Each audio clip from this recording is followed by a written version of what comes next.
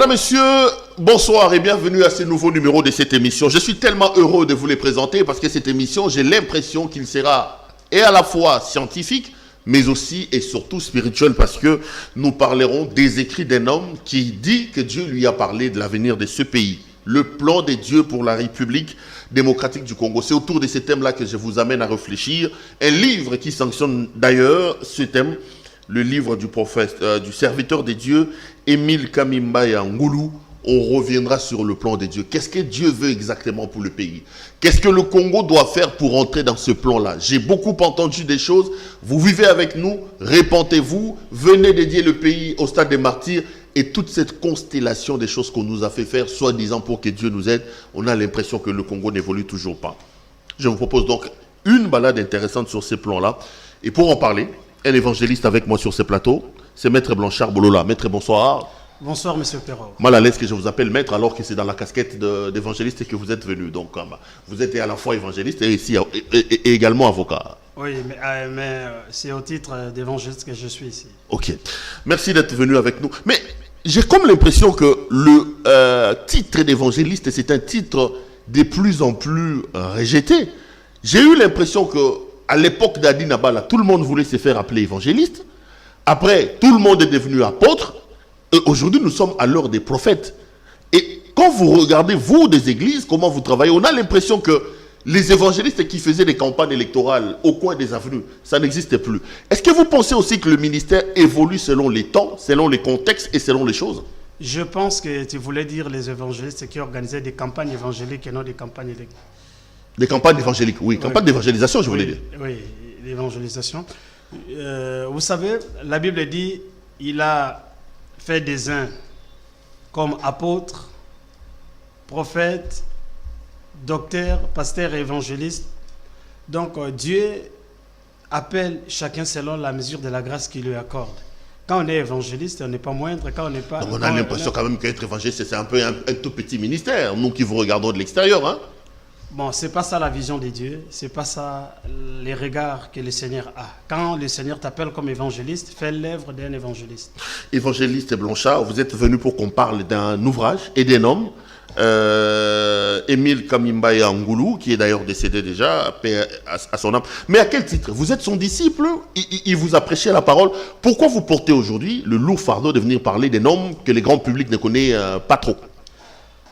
Je crois que les milliers chrétiens connaissent qui est Émile Kamimbaya Ngulu parce que c'est quelqu'un qui a réalisé un grand travail de fond, mais c'est quelqu'un qui était réservé, qui n'était pas bavard, qui était discret. Il faisait plus passer les messages, il voulait plus que le Seigneur soit élevé et que lui il s'efface.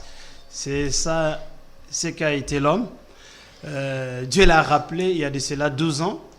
Depuis le 28 octobre 2008, Dieu l'a rappelé dans sa gloire et il a consigné toutes les pensées que Dieu lui a données dans ces magnifiques ouvrages intitulés Le plan de Dieu pour la RDC. On va parler de cet ouvrage. Oui, pourquoi vous en parlez? Je suis d'abord un homme épris d'amour pour le Congo, j'aime le Congo et puis le destin a fait que je puisse porter les fardeaux pour accompagner ces messages. Avant d'entrer en profondeur, je vois ici ministère révolutionnaire du Verbe et de l'Esprit Miref. C'est le ministère que l'homme de Dieu a conduit. Je trouve le concept un peu bizarre. On est dans un pays où les gens sont devenus sceptiques par rapport aux signes. Vous êtes évangéliste, vous le savez. Mais quand je regarde l'ouvrage, je vois la RDC avec des lumières. Ça me donne l'impression que vous nous amenez dans une série ou plutôt dans une procédure initiatique. Ça signifie quoi tout ça? Vous savez, la RDC est une nation, une très grande nation, à vocation prophétique. Si vous lisez les Saintes Écritures, si vous suivez les grandes prophéties sur la nation, vous comprendrez que cette nation n'est pas n'importe quel pays. Et Émile Kamimbaya Ngulu, c'est un serviteur de Dieu. Dieu l'a appelé avec la mesure de la grâce que Dieu lui a accordée. Il a parlé de cette nation. Il a par au travers les Saintes Écritures, au travers les faits historiques, il a démontré que cette nation n'est pas n'importe quel pays, c'est une nation prophétique. Voilà pourquoi il dit, si nous pouvons lire ici à la page, ça c'est lui qui l'a préfacé, à la page 3, il dit « Lorsque le peuple traverse une étape de son histoire et que tout paraît ne plus marcher, lorsqu'on a l'impression que Dieu n'a plus aucun plan pour son peuple, c'est à ce moment-là que la voix du prophète s'est fait entendre pour rappeler les promesses divines et dire que le Seigneur est toujours avec les peuples. » C'est pas quand tout va bien qu'on va reconnaître un prophète. Un prophète, souvent, marche à contre-courant. Lorsque tout va mal, lorsque tout s'arrête, lorsque les vagues menacent de faire chavirer les navires qui portent la nation ou la vie d'une famille ou d'un peuple, c'est alors que s'élève le prophète. Parce que le prophète, c'est qui? C'est cette personne qui a la capacité d'accéder dans la présence de Dieu. Parce qu'il est écrit qui a donc assisté au conseil de l'Éternel, qui a écouté les paroles qui sont sorties. S'ils auraient écouté. Le prophète, c'est celui qui a accès à la présence de Dieu. Il écoute ainsi dit le Seigneur, il revient pour les communiquer, afin que les peuples agissent conséquemment. Le prophète, c'est aussi cette personne qui a la capacité de faire le voyage dans les temps. Il voit les réalisations du Seigneur, il revient pour éclairer, pour être le guide de son peuple et de ses contemporains. Revenons sur le livre. Vous avez lu un paragraphe, je veux en lire un autre. Cet ouvrage est la révélation du plan merveilleux que le Seigneur Jésus a pour la République démocratique du Congo. Il nous permet, sur la base de la parole de Dieu, des faits historiques et d'actualité, de comprendre les événements passés, actuels, que vit l'ancien Zaïre et qu'il vivra dans les futurs. Ça, c'est assez ambitieux, c'est assez prétentieux. Allons dans le plan de Dieu pour la RDC, selon les livres. Nous avons l'impression que Dieu nous a abandonnés. Même si vous dites aujourd'hui que le prophète vient quand il y a des problèmes, nous avons l'impression que Dieu nous a donné un paradis que nous avons transformé en enfer. Je parle de ce pays. Quel est donc le plan de Dieu pour la République démocratique du Congo? Merci beaucoup, parce que c'est juste une impression. Vous savez, nous allons faire un parallélisme avec les peuples juifs. Vous savez, les peuples juifs, les peuples d'Israël, c'était un peuple sur qui planait les plans de Dieu, les desseins de l'Éternel. Mais ce peuple a vécu, dira 400 ans, en esclavagisme en Égypte. C'est pas parce que ce peuple était en esclavagisme, c'est pas parce que ce peuple était brimé, c'est pas parce que ce peuple était dans la souffrance qu'il n'y avait pas le plan de Dieu sur ce peuple. C'est alors que si on scrute les Écritures, on comprendra même son séjour en Égypte, c'était un séjour voulu par Dieu, parce que Dieu voulait accorder une conscience à son peuple. Il voulait former son peuple, afin que lorsque ce peuple deviendra nombreux et qu'il accédera à Canaan, pour qu'il puisse comprendre la marche de Dieu. Et vous savez, un peuple qui a le plan de Dieu, mais qui ne reconnaît pas le plan de Dieu, parce que la méconnaissance du plan de Dieu, c'est le fait de se priver des ressources qui pourront inspirer un peuple et accéder à sa destinée. Donc, le fait de souffrir n'altère pas le plan de Dieu, mais un peuple sur qui plane le plan de Dieu et qui ne comprend pas le pourquoi de son appel, le pourquoi de sa mission et qui ne maîtrise pas son destin, ce peuple-là marquera les pas. Et le frère Émile dit ceci. Pourquoi il a écrit cet ouvrage avant d'aborder, c'est quoi? Le plan. Le plan de Dieu. Parce que c'est quand même les termes de l'ouvrage. Il dit, en communiquant la foi inébranlable, l'espérance et l'amour dans l'avenir de notre pays, quelles que soient les zones d'ombre qui couvrent encore notre parcours et obscurcissent notre avenir. D'entrée de jeu, il annonce qu'il y a des zones d'ombre qui couvrent, mais cela n'altère pas le plan que Dieu a pour cette nation. Parce que selon Émile Kamimbaya, il dit que nous sommes les projets de Dieu pour ce temps de la fin. Nous sommes les programmes de Dieu. Nous, le Congo. Nous, les Congos. Donc, nous ne devons pas avoir peur de toutes les difficultés que nous avons, la guerre à l'Est, tout ça. Malgré ça, Dieu ne nous a pas abandonnés. C'est ce que vous voulez dire. Dieu ne nous a pas abandonnés. Ce peuple doit garder espoir. Parce que ce message apporte l'espoir. Parce que nous sommes dans les temps où le Congo va connaître son rayonnement. Ça, c'est des choses qu'on a toujours entendues. Ça devient une rhétorique, ça devient un refrain. C'est ça le problème. Oui, je vous laisse continuer. On va en venir. Allons dans le en attisant en lui la foi de Dieu et le fait de l'amour de Dieu et de son Fils Jésus-Christ qui nous guérit. Je saute, il dit, en aidant les pasteurs de la RDC à rassurer la nation sur son avenir et en permettant aux dirigeants d'aujourd'hui, suivez-moi bien, M. Perrault, en permettant aux dirigeants d'aujourd'hui et de demain, nous sommes à la page 11, de préciser la direction de leurs pensées, de les anoblir et de mieux canaliser leurs actions. Vu que les temps qui viennent nous feront entrer dans une grande zone de turbulence qui plongera la nation et le monde entier dans un grand désarroi et désespoir. Quant à notre sort en tant que nation, la situation risque d'être plus complexe à cause de notre apprentissage de la démocratie, du manque de culture démocratique de nos dirigeants politiques et de notre peuple, et le cœur non préparé à accepter la défaite électorale.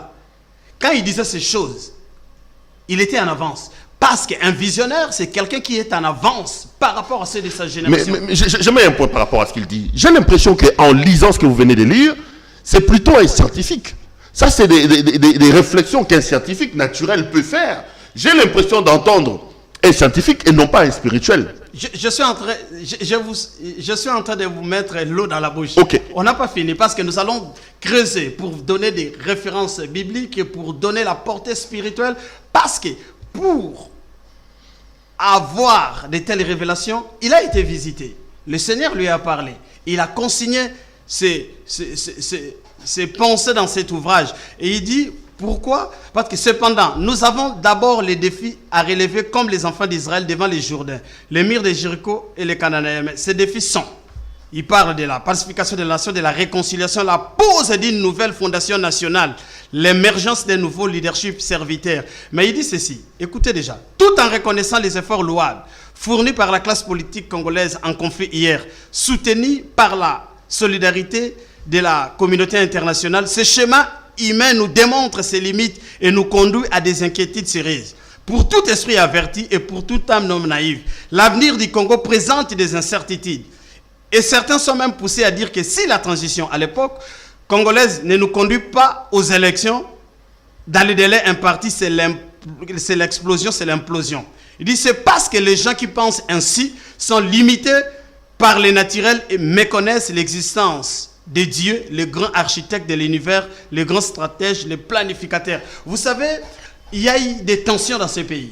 Et lui, il a annoncé des choses. Il dit, malgré les craintes, malgré les analyses, malgré que l'avenir du Congo est sombre, et le présent est sombre, l'avenir était certain, il a parlé avec l'autorité prophétique. Il dit, ne craignez rien. Parce que les gens nous disent, il y a eu une certaine période dans ces pays, on a dit que le 30 juin, tout c'est fini. Tout c'est fini. Il a dit que ne craignez pas. Parce que le Congo ne fera jamais naufrage. Le Congo survivra. Il dit depuis 60 jusqu'à nos jours, le Congo a toujours survécu.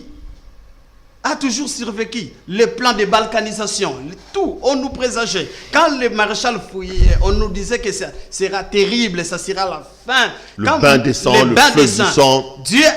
C'est la main de Dieu. C'est un signal fort que Dieu est en train de conduire le cours des événements dans ces pays.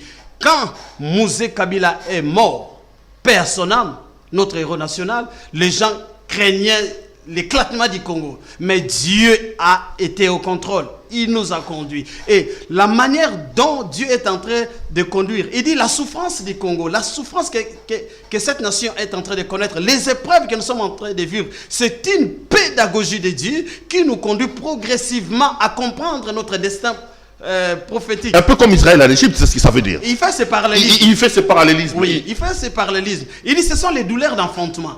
Il dit ce sont les douleurs d'enfantement. Donc malgré des problèmes à cette époque-là, lui il voyait plutôt loin, il avait la révélation que le pays ne va pas disparaître avec tout ce qui arrivera là. Le Congo ne disparaîtra pas. Il dit c'est Dieu qui est en contrôle.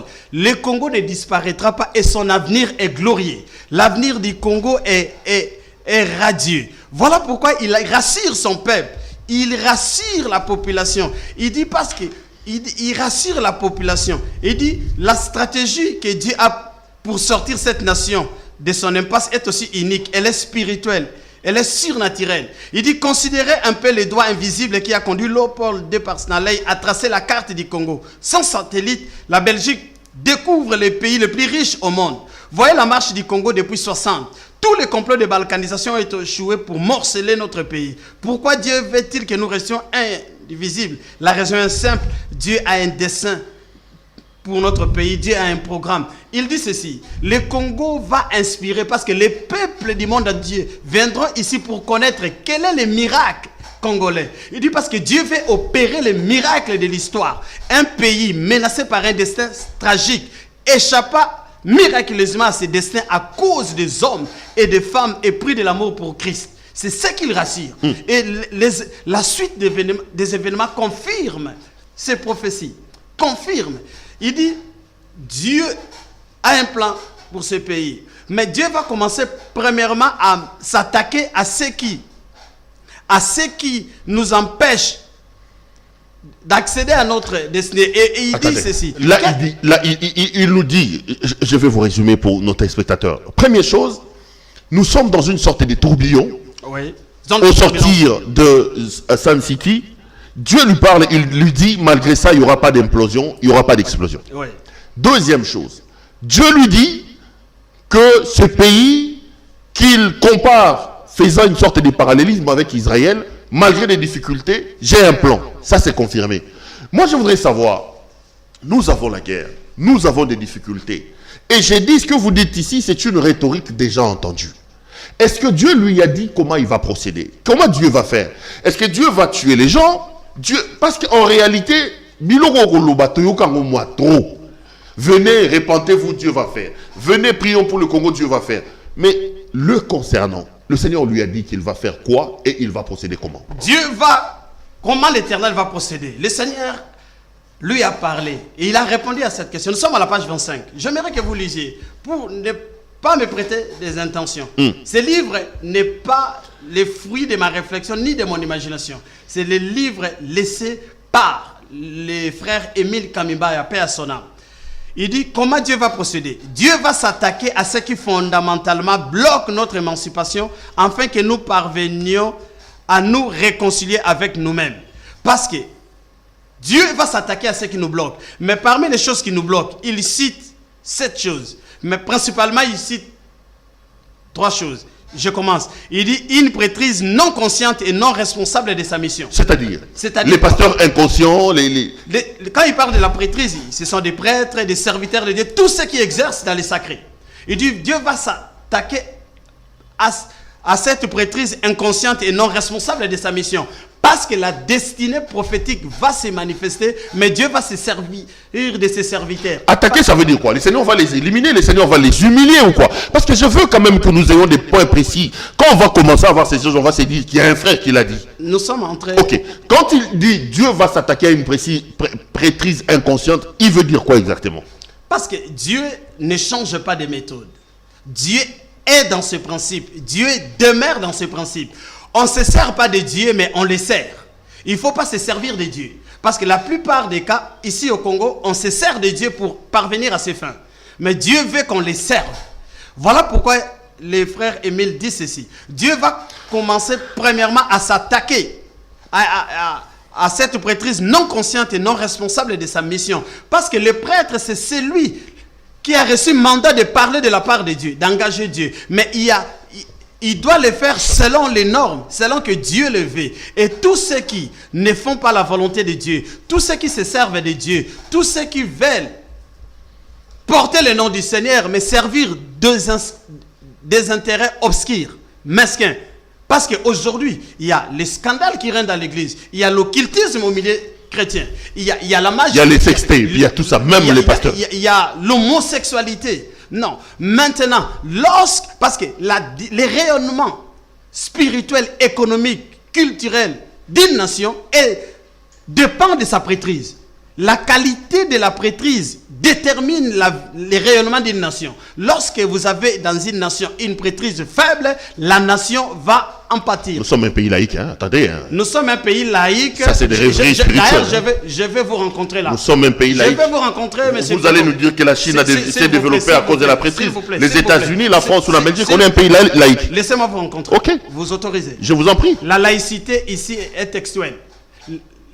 La réalité sociologique, le Congo est un pays croyant chrétien. D'ailleurs, cette nation, même pour accéder à son indépendance, il y a eu un homme qui s'est levé, du nom de Simon Kimbangu, en 1921. Il annonce, de cette terre sortira une nation puissante. C'était la prophétie. C'est cette prophétie de Kimbangu.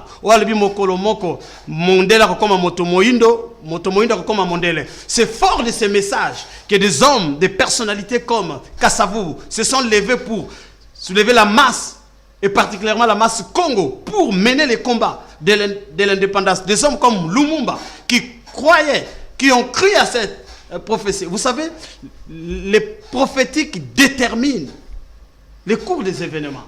Nous ne devons pas dire que cette nation, c'était une nation laïque. Oui, la laïcité, c'est par rapport au respect des confessions des uns et des autres. Mais en réalité, le Congo est une nation croyante chrétienne. Revenons sur ce qu'on était en train de dire. Donc, première chose, une prêtrise inconsciente.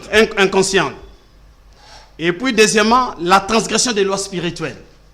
La méconnaissance et l'ignorance et le rejet de notre destin prophétique. Parce que le manque d'une prêtrise consciente et responsable est un handicap, un frein pour le décollage de cette nation. Et le frère Émile dit ceci. Pour accéder à notre destinée, le Congo doit se réconcilier à 3 dimensions. Premièrement, avec l'Éternel, le Dieu qui préside à son destin. Deuxièmement, le Congo doit se réconcilier avec lui-même. Il dit, depuis 60 jusqu'à ce jour, dans sa quête de liberté, de démocratie, du bonheur, l'âme du Congo a été détruite. L'âme est morte. Et l'âme relevant du domaine du spirituel. Aucun discours politique ne peut donner la vie à l'âme. Les Congolais ont été dessus, ne croient plus à rien. En 1960, parce qu'il dit, le Congo est un pays des rendez-vous manqués. En 1960, avec l'avènement de l'indépendance, le peuple a placé beaucoup d'espoir. Il dit, Urulipanda tozui bonsomi. Mais peu de temps après, les politiciens se sont embrouillés, l'espoir du peuple a été dissipé. Après un certain temps, par un coup de force, le maréchal Mobutu, le général Mobutu accède au pouvoir. Le peuple dit, l'armée est au pouvoir, un jeune est au pouvoir, Mobutu. 32 ans après, nous savons ce que ce régime a donné. Le vent est venu de l'Est avec Mosé Laurent Désiré Kabila, avec des pensées fortes, l'éveil des consciences. Le peuple a repris espoir. Et malheureusement, Mosé est parti trop vite. Joseph Kabila arrive, l'ancien président, le sénateur à vie. Il accède au pouvoir, la jeunesse est au pouvoir, il y a eu la guerre à l'Est, au Nord, tout le Congo était presque émietté. Ils sont partis en Sun City. Ils ont fait ce que les frères Émile dit, ils ont fait une réconciliation politique, mais qui était superficielle parce qu'ils voulaient se recycler politiquement. Mais la réconciliation de cœur n'a pas été au rendez-vous. Il dit, le Congo doit se réconcilier avec lui-même et avec son environnement. Trop de sang ont coulé, de victimes innocentes. Il y a des pères qui ont perdu toute la famille.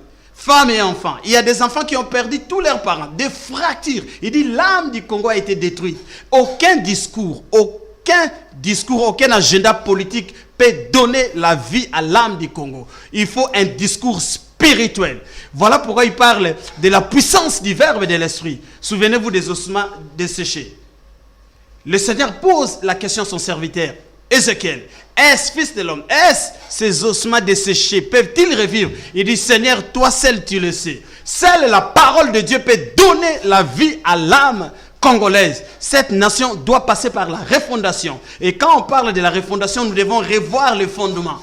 Cette nation est une nation prophétique. Cette nation a un programme avec Dieu. Mais il doit comprendre quelle est la mission que Dieu lui a assigne. Beaucoup de sang. Nous pouvons avoir des théories savantes, économique, macroéconomie.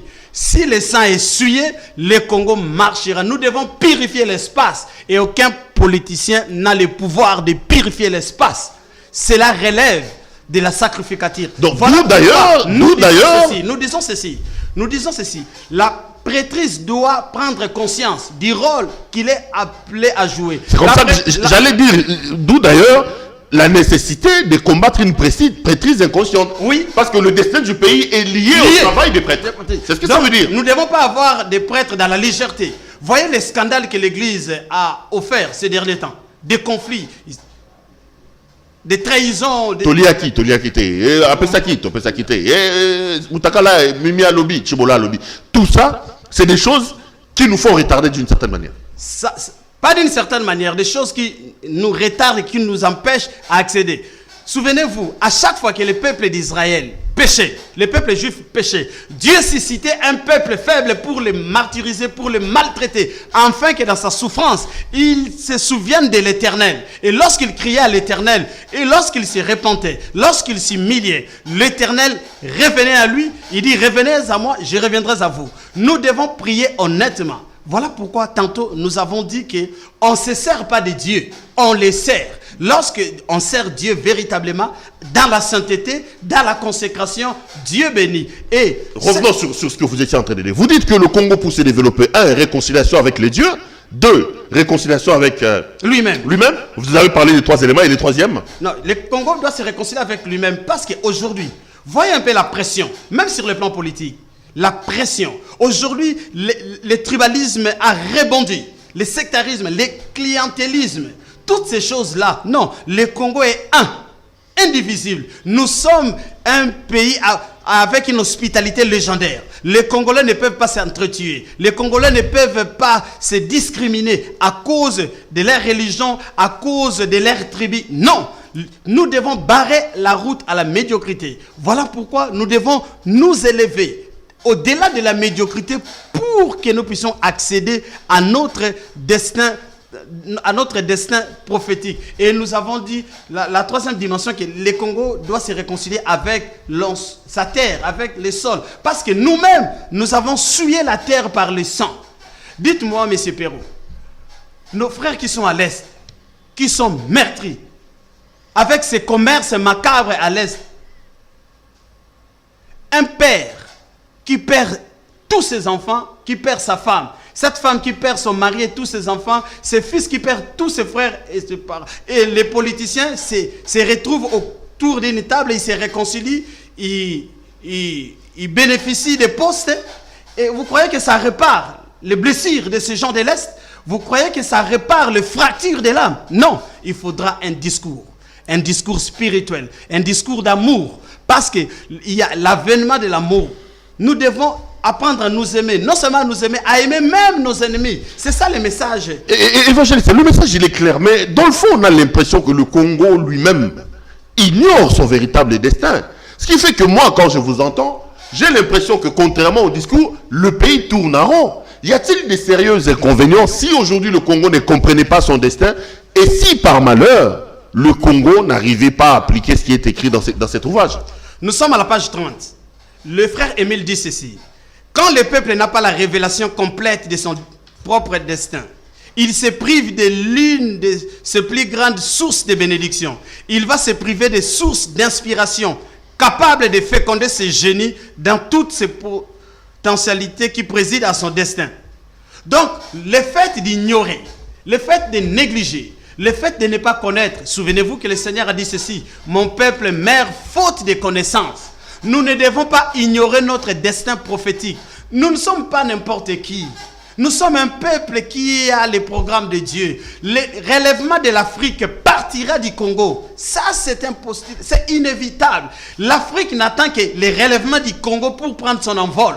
Le destin de l'Afrique passe par le Congo. Et c'est attesté par des vérités bibliques, scientifiques. Même notre position géographique, notre position géostratégique, c'est un atout de puissance. Vous savez, les frères Émile développent dans cet ouvrage. Il dit, dans les livres intitulés « Les fantômes du roi Léopold II », il dit, lorsque l'explorateur venait, lorsqu'il est arrivé il a remarqué que la couleur de l'eau a changé. Il a pris un bol, il a goûté, il a compris que l'eau avait une saveur. Il dit, mais ça, c'est pas l'océan, c'est le fleuve.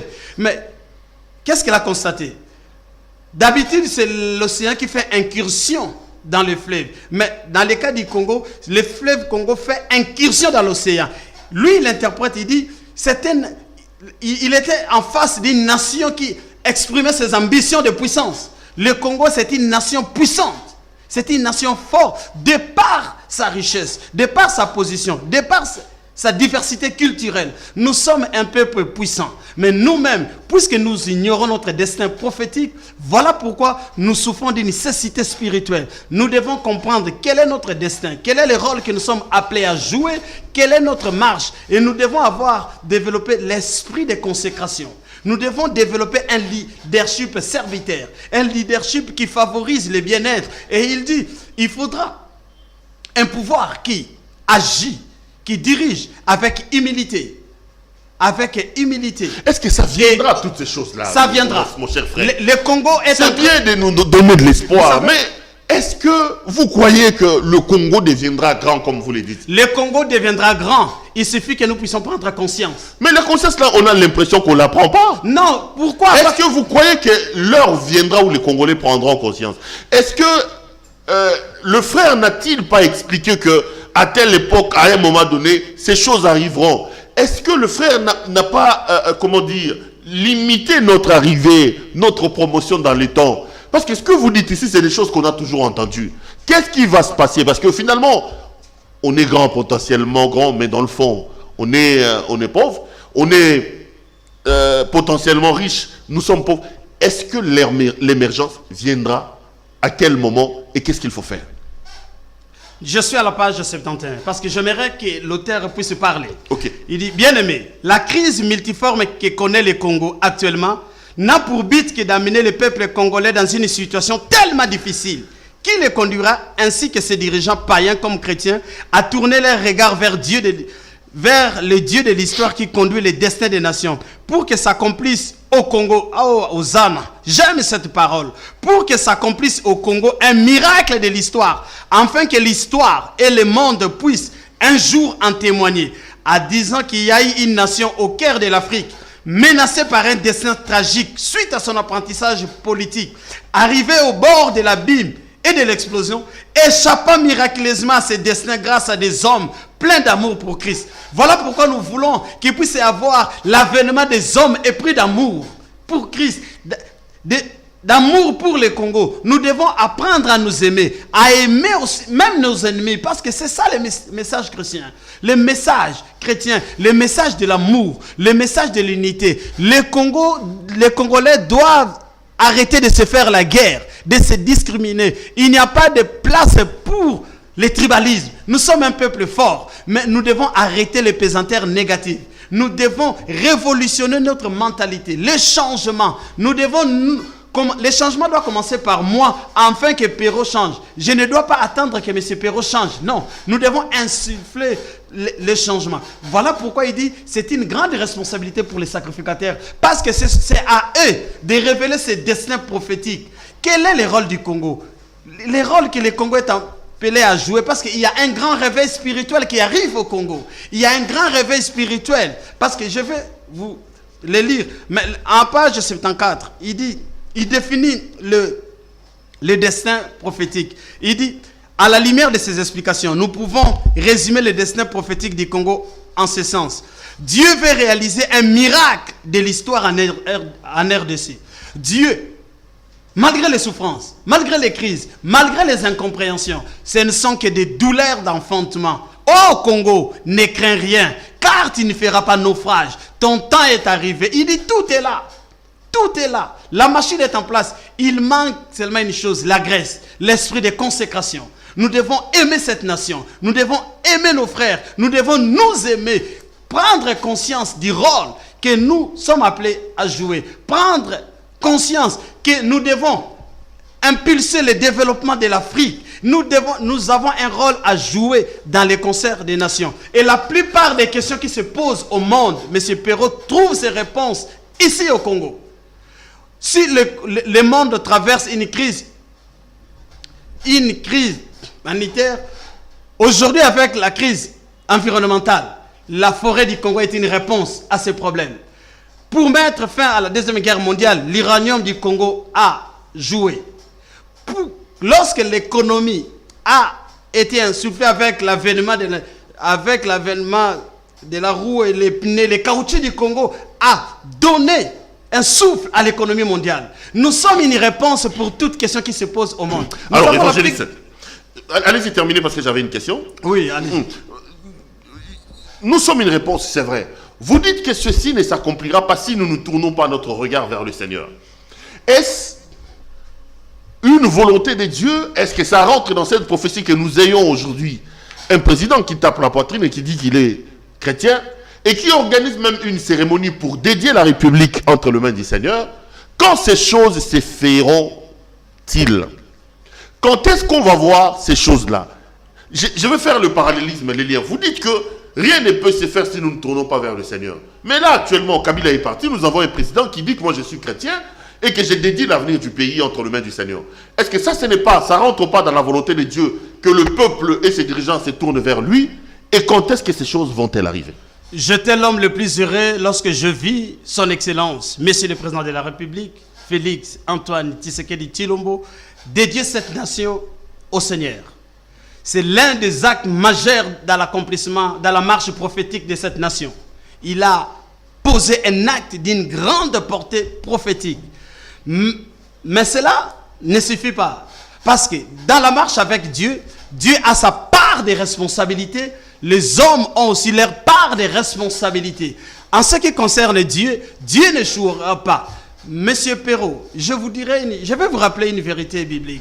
Lorsque le peuple qui est sorti de l'Égypte a marché avec Dieu dans le désert, de tous ceux qui sont sortis de l'Égypte, deux seulement ont accédé à Canaan. Il s'agit de Caleb et Josué. La plupart de ceux qui sont sortis n'ont pas accédé. Pourquoi? Parce qu'ils n'ont pas justifié Dieu dans leur conduite, dans leur comportement. Si le Congo ne comprend pas, cette génération passera et la génération qui comprendra entrera. Nous avons besoin de la génération Josué. La génération Josué, c'est cette génération qui a compris le sens même de notre destin prophétique, le sens même du combat mené par le Père de notre indépendance. Parce que c'était des jeunes. Lumumba était jeune. Kassavou était jeune. Leurs compagnons étaient jeunes. Mais lorsque les Congolais étaient unis, ils ont fait face à la Belgique. À cette époque-là, qui représentait Kassavou? Qui représentait Lumumba? Qui représentait les Congolais? Mais puisqu'ils étaient unis, ils parlaient le même langage. Je vous parlerai aussi. Lorsque les hommes se sont réunis, ils se sont dit quoi? Nous allons bâtir une tour jusqu'à atteindre le ciel, les sommets. La Bible dit que pour la première fois, Dieu a pris les hommes au sérieux. Il dit, puisque ces gens ici sont unis, ils sont déterminés, ils atteindront leur objectif. Dieu est venu les confondre. Quand les Congolais seront réunis autour d'un idéal, ce qui nous manque, comme le dit le frère Émile, c'est le manque d'une vision nationale. Parce que les projets de société des partis politiques passeront, mais la vision nationale, nous devons avoir une vision nationale. Qu'est-ce que nous voulons faire du Congo? Quel est le portrait robot des Congolais de 2030? Quelle est notre moralité? Aucune nation ne peut se développer par des antivaleurs. Nous devons bannir la médiocrité. Nous devons bannir les antivaleurs. Il est certes vrai, Dieu est au contrôle. Mais lorsque les gens ne comprennent pas, ils vont marquer le pas. Ceux qui vont tomber dans les déserts tomberont. Et ceux qui vont naître dans les déserts, ils doivent encore passer par la circoncision. Évangéliste, je suis en train de me poser la question sur le timing, mais je tombe sur la page 91, lorsque lui-même, l'écrivain se pose la question de quand cela se fera-t-il. Je voudrais bien vous lire la réponse pour que vous puissiez commenter. Il dit, quand vous verrez disparaître l'ordre politique actuel, c'est-à-dire quand la transition cessera et que le Congo deviendra comme un navire sans capitaine, étant donné que la nation entrera dans une période de grandes turbulences qui fera croire au monde entier la fin de l'existence de notre nation, il y aura même des gens qui souhaiteront la partition du Congo, même que nous soyons sous tutelle. Nos partenaires étrangers seront même découragés et déçus.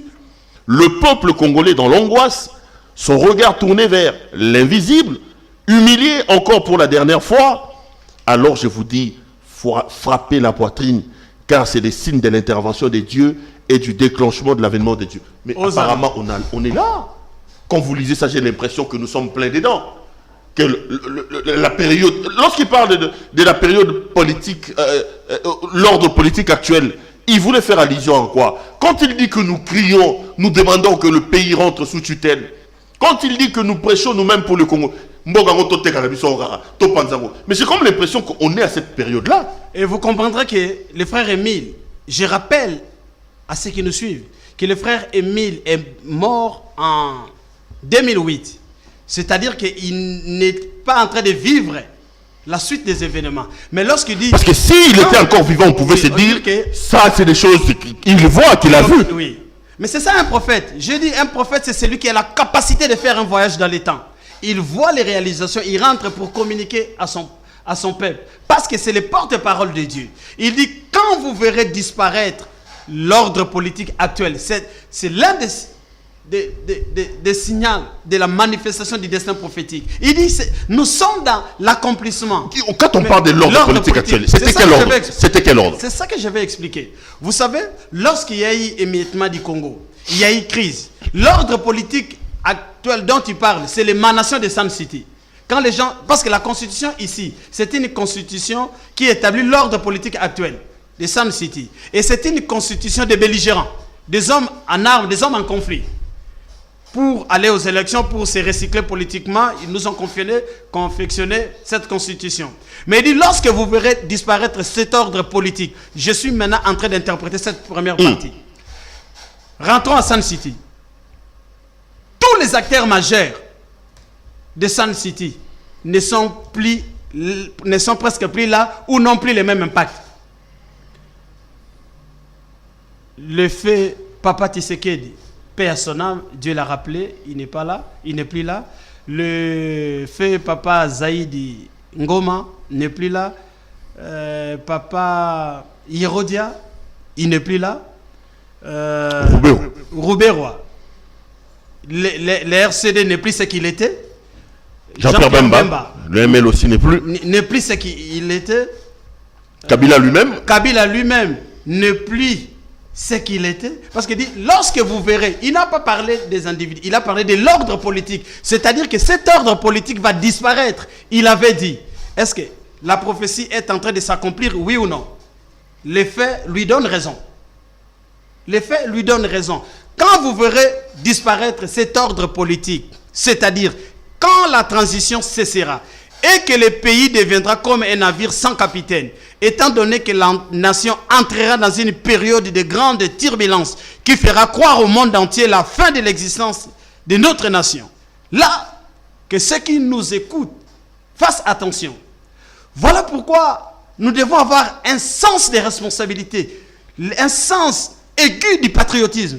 Nous devons aimer cette nation. Nous devons prier pour cette nation. Et lorsqu'on est élevé à des postes de responsabilité, agir avec toute responsabilité parce que nos gestes comptent. Parce qu'il annonce une zone de turbulence. Le pays entrera dans une zone de turbulence qui fera croire au monde entier la fin de l'existence de notre nation.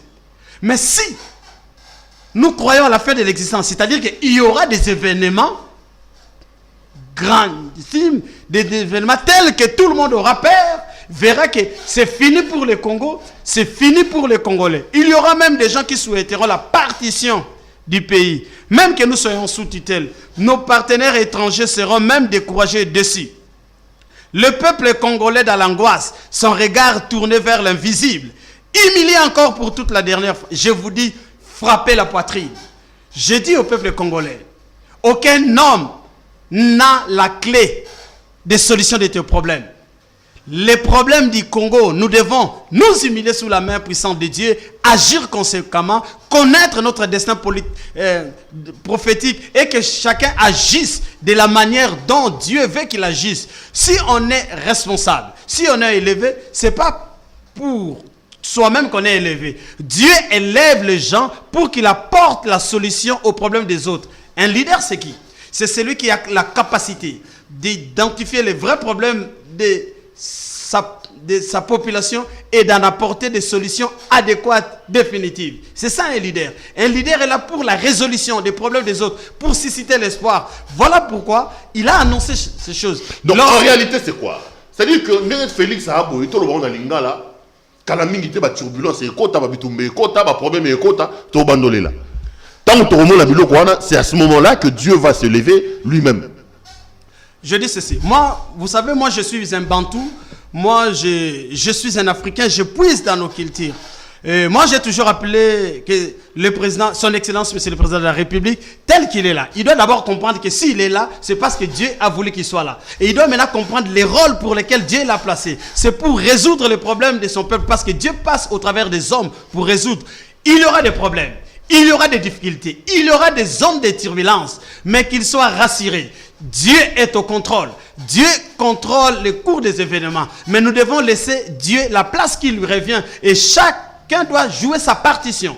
Nous devons jouer notre partition. Et comme le président de la République instaure l'état des droits, la justice élève une nation et cette justice doit connaître cette impulsion des réformes afin que la justice puisse aider la nation à atteindre sa destinée. Parce que Dieu est un Dieu juste, est un Dieu miséricordieux, c'est un Dieu saint. La justice doit, parce que le sang a une caractéristique. Vous savez, un homme qui est vivant, vous pouvez lui faire du mal, il peut pardonner. Mais le sang ne connaît pas le langage du pardon, à part le sang de Jésus. Le sang que tu as versé crie vengeance. Nous devons éviter de verser le sang, parce que le sang réclame la vengeance. Parce qu'il y a un Dieu qui écoute les cris du sang. Voilà pourquoi nous disons à tous nos responsables, à tous nos leaders, que ce soit politique, que ce soit religieux, avec tout le respect, vous devez comprendre que si vous jouez un rôle, si vous avez une parcelle d'autorité, une parcelle d'influence, c'est parce que Dieu veut que cette influence puisse servir à sa gloire et pour le bien-être de son peuple. Parce que tout ce que Dieu vise, c'est le bien-être de l'homme. Et si on ne comprend pas la raison pour laquelle Dieu nous élève, Dieu va nous disqualifier et Dieu va susciter notre jalousie en élevant d'autres. Parce que personne n'est indispensable. Évangéliste, on me signale alors être content petit à petit vers la fin de cette émission. J'ai beaucoup aimé cette partie-là. Je voudrais d'ailleurs les relire parce que bon, j'ai vraiment l'impression. Je vous ai posé la question de quand ces choses vont arriver. J'ai trouvé la réponse dans l'ouvrage. Quand vous verrez disparaître l'ordre politique actuel, c'est-à-dire quand la transition cessera et que le Congo deviendra comme un navire sans capitaine, étant donné que la nation entrera dans une période de grandes turbulences qui fera croire au monde entier la fin de l'existence de notre nation. Il y aura même des gens qui souhaiteront la partition du Congo. Même que nous soyons sous tutelle, nos partenaires étrangers seront même découragés et déçus. Le peuple congolais dans l'angoisse, son regard tourné vers l'invisible, humilié encore pour la dernière fois. Alors je vous dis, frappez la poitrine, car c'est le signe de l'intervention des dieux et du déclenchement de l'avènement des dieux. Nous quitterons alors le règne de la lune pour entrer vers le règne du soleil levant. Ça, c'est important. Je voudrais d'ailleurs qu'on termine par les recommandations, parce que j'ai trouvé à la page 97, il dit, en attendant l'accomplissement de ces grands événements divins, ce miracle de l'histoire, pendant que Dieu prépare le terrain spirituel, j'ai comme l'impression qu'on est là et que Dieu est en train de préparer les choses. De son intervention, voici quelques recommandations. Je vous cite des gens qui sont intéressés par cette recommandation, vous commentez. Il dit, le pasteur. Qu'est-ce que le pasteur doit faire comme recommandation? Au pasteur, la nation a besoin d'un veilleur de conscience, des apôtres de la paix comme Martin Luther King et aussi de véritables témoins de Christ. Les pasteurs doivent être du côté de la solution. Les prêtres, les pasteurs, tous ceux qui exercent une fonction sacrée ne doivent pas devenir les problèmes pour le Congo. Parce que nous avons besoin de leurs paroles. Dieu va les utiliser, mais qui doivent demeurer dans la consécration, dans l'amour, dans l'unité. Ils ne doivent pas rechercher le bonheur, le plaisir de ce monde, parce que Dieu ne les a pas appelés pour le bonheur terrestre. Alors, il parle aussi du gouvernement.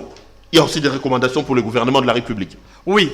Par rapport au gouvernement, il dit aider le Congo à poser les bases de sa refondation, car c'est lui qui agira en opposition de ses accords sera puni sévèrement par Dieu. C'est-à-dire quoi? Dieu veut que cette nation puisse connaître la refondation. La refondation, c'est sur base de valeurs, sur base de principes. Nous devons agir par les principes. Ce n'est pas A et A parce que c'est Perrault. Quand Perrault n'est pas là, A devient Y. Non. Nous devons respecter. Nous devons respecter nos textes. Nous devons respecter la Constitution. Nous devons respecter les lois de la République. Nous devons respecter les pactes sociaux. Il lance aussi une recommandation pour la classe politique. Et là, il dit quoi, évangéliste? Il dit, si tu es celui que Dieu a choisi pour être à la tête de la génération qui va diriger la RDC demain ou après-demain, écoute ce que tu dois faire. Cherche à connaître les destins prophétiques de la nation et la destinée de celle-ci en ces temps. Et non seulement te confier à ton projet de société. Ce peuple a souffert pendant plus de 4 décennies à l'époque à cause des erreurs et égoïsmes de l'homme politique. Dieu ne tolérera plus voir son peuple souffrir. Quiconque sera une occasion de chute sera sévèrement jugé par Dieu. Ça, c'est le verdict ici est sans appel. À l'époque, il parlait de la transition. Ceci est la transition de la dernière chance. Dieu cherche aussi, écoutez, Ça, j'aimerais que les politiciens puissent bien nous écouter. Dieu cherche aussi un homme politique qui renoncera volontairement au pouvoir temporaire, malgré son charisme et sa gloire, afin de devenir l'éducateur du peuple congolais. Malgré le charisme, malgré tout ce qu'on peut avoir. Mais Dieu cherche aussi un homme qui va renoncer au pouvoir temporaire pour devenir l'éducateur. Le Congo a besoin des hommes qui puissent donner une certaine pédagogie. Donc, lorsque on fait son temps, on laisse les autres, on devient coach, on devient un éducateur, on devient celui qui oriente. Pas s'éterniser au pouvoir. Il lance aussi un appel, une recommandation à la jeunesse. Il dit, malgré la longue transition congolaise depuis 60, parce que d'après l'auteur, depuis 60 on est en transition.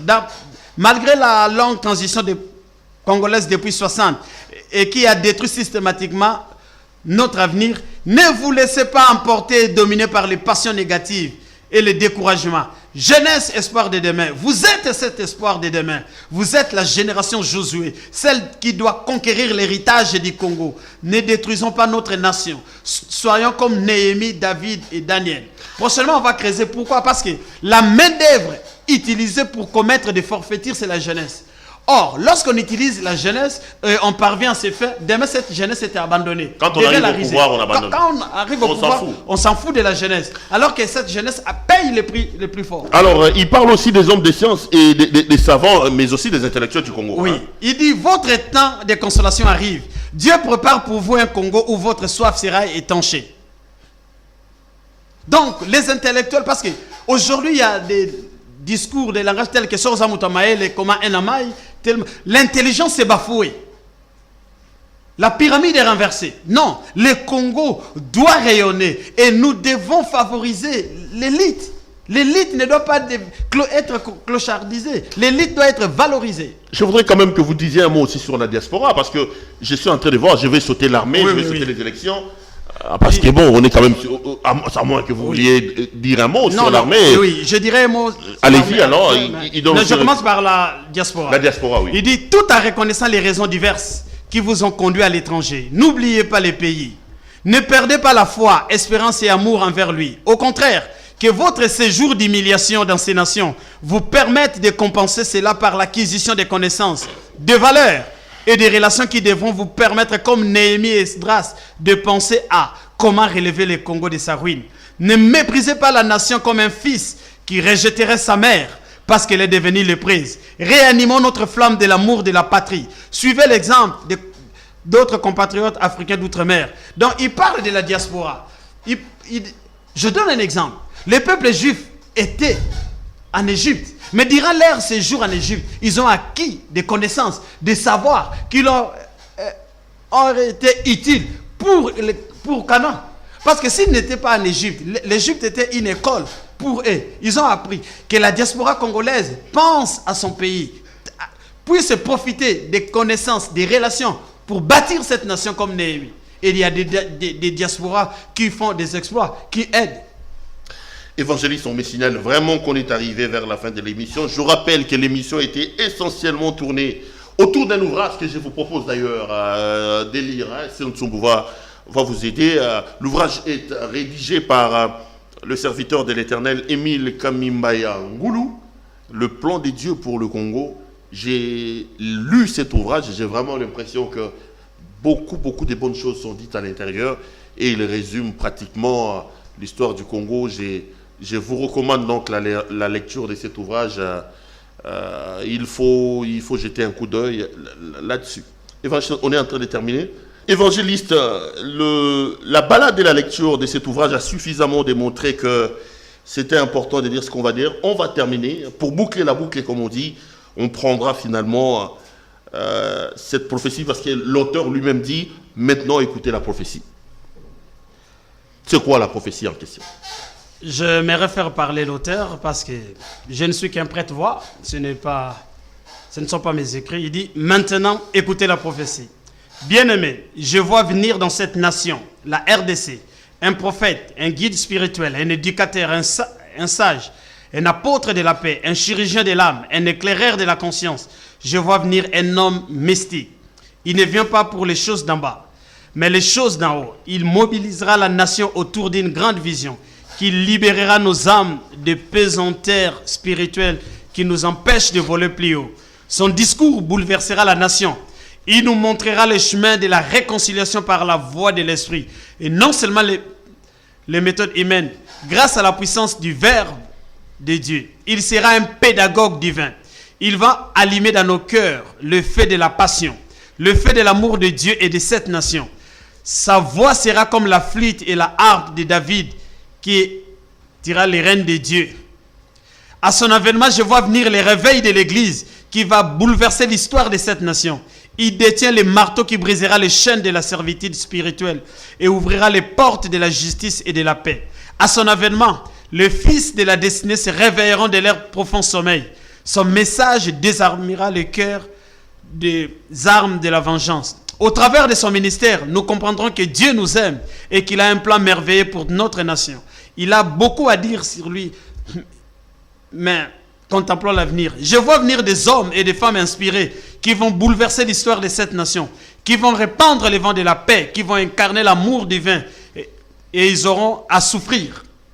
Je vois venir une nouvelle génération d'hommes politiques pleins d'esprit, d'amour de la patrie, de sacrifices et de renoncement de soi pour l'intérêt de la nation. Parce que je vous ai dit tantôt, quand vous verrez disparaître l'ordre politique, quand l'ordre politique ancien disparaît, Dieu établit un autre ordre. On va terminer. Une question simple sur ce que vous avez dit dès le départ. Attendez, je vais le retrouver. Vous dites, bien aimé, je vois venir dans cette nation un prophète, un guide spirituel, un éducateur, un sage, un apôtre de la paix, un chirurgien de l'âme, un éclaireur de la conscience. Je vois venir un homme mystique. Est-ce que cet homme est déjà arrivé? On termine par là. Regardez la caméra. Lorsqu'on retrouvera Est-ce que cet homme est déjà arrivé? Lorsqu'on retrouvera tous ses attributs, on comprendra que cet homme est déjà arrivé. Mais ce n'est pas encore arrivé. Si cet homme était arrivé, on aura été désarmé de la haine, de la barbarie. Ce n'est pas Félix. Non, ici il parle d'un homme spirituel. Après l'avènement de ces messagers, de ces prophètes, de ces serviteurs de Dieu, qui va annoncer des choses, c'est alors qu'il va affecter les politiques. C'est alors qu'il va affecter la nation. Il mobilisera la nation. Il va enflammer nos cœurs, l'amour de la passion, l'unité. Et puis il dit, je vois venir une génération des hommes politiques, épris de l'amour, des sacrifices. En tout cas, voilà un comité. Parce que ils sont plutôt attachés à l'enrichissement rapide. Évangéliste, l'émission est terminée. Ça a été un grand plaisir de vous avoir sur ce plateau. Je vous donne 30 secondes pour qu'on termine. Peuple de mon pays, peuple du Grand Congo, l'avenir de cette nation est glorieux. Malgré que le présent est sombre et que l'avenir est incertain, je vous dis, il y a un Dieu puissant qui préside au destin de cette nation. Le navire Congo ne fera pas naufrage. Voilà pourquoi je vous dis, ne perdez pas espoir. Parce que nous sommes dans notre temps, les Congos s'éveillent, les Congos se réveillent. Et que Dieu vous bénisse. Si M. Perrault voudra, il nous invitera encore pour vous apporter de plus amples informations par rapport au destin prophétique de cette nation. Les portes sont grandement ouvertes, mon frère. Revenez avec un message important comme ça. Vous serez toujours la bienvenue dans cette émission. Mais pour ceux qui veulent nous joindre, pour ceux qui veulent vous joindre, qu'est-ce qu'il faut faire? Allez-y. Nous sommes au 081 586 51 99. 081 586 51 99. Que Dieu vous bénisse. Merci beaucoup, évangéliste Blanchard Bolola. Ça a été un grand plaisir, un régal de vous avoir sur ce plateau. Je rappelle que vous êtes venu parler d'un ouvrage. Je vous demande d'ailleurs de vous en procurer pour lire Le plan des dieux pour la République démocratique du Congo. Ouvrage écrit par M. Émile Kamimbaya Ngulu. Donc vous pouvez aller lire. Et si vous voulez entrer en contact avec l'évangéliste Blanchard Bolola qu'on avait sur ce plateau, vous pouvez les joindre sur plus 243 81 58 61 199. 51 100, c'est ce que j'ai dit. Non, vous m'avez perturbé. Non, attendez.